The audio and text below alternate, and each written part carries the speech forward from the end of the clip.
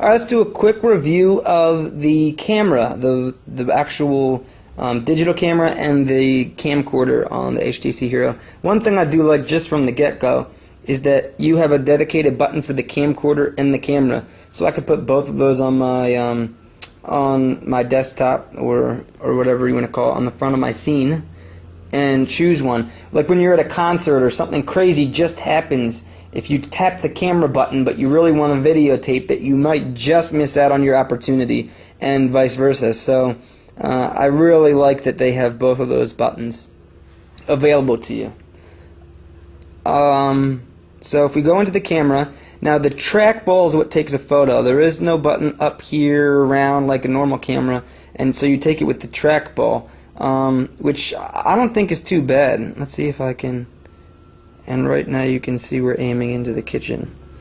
But let's look at what the different menu options are. One thing is you're able to zoom. You can see on the other side here, you can zoom in and zoom out, which is great because the G1 doesn't have this, and it's a nice little feature, but there's much more features than just that. At the bottom here you've got resolution, white balance is on auto, you can change the brightness, you can set a self timer, and then there are other settings as well.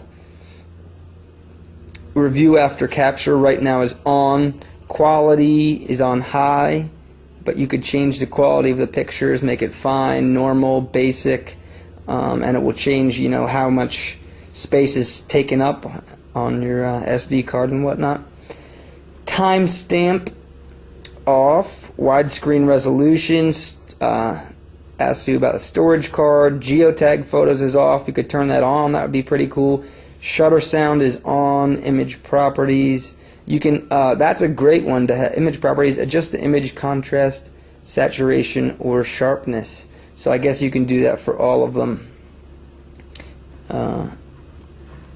Flicker adjustment, grid. So there are a bunch of different options. Now, once you're in this the camcorder, you can still change between camera and camcorder up here. I mean, I just like that you can do it from the get-go, but you can still change from within. And I haven't looked at the video. Obviously, you press the trackball to record video.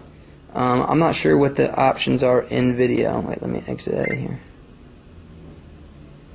So you can share it, trash it, look at it.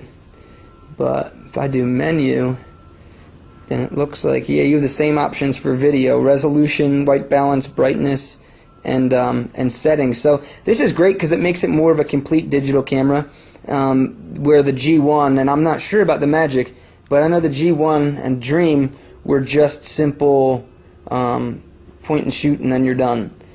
So those were 3.2 megapixel cameras. This is a 5 megapixel camera. It still doesn't have a flash, which is semi-irritating because you basically lose the capability of taking pictures after 8 p.m. when half of the fun stuff in the universe happens.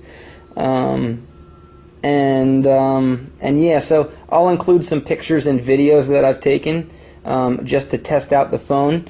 But the camera, I think, definitely is an improvement over previous Android phones, and definitely the previous Android HTC phones, the Dream and the Magic. I think we'll definitely see improvements moving forward as well, and you could get those even with system updates and over-the-air updates of the firmware. So there you have it, a quick look at the digital camera and camcorder on the HTC Hero. Now comes packaged with a bunch of editing and customization options. So it's a good one, guys. 5 megapixels, not the best, but it would do the trick.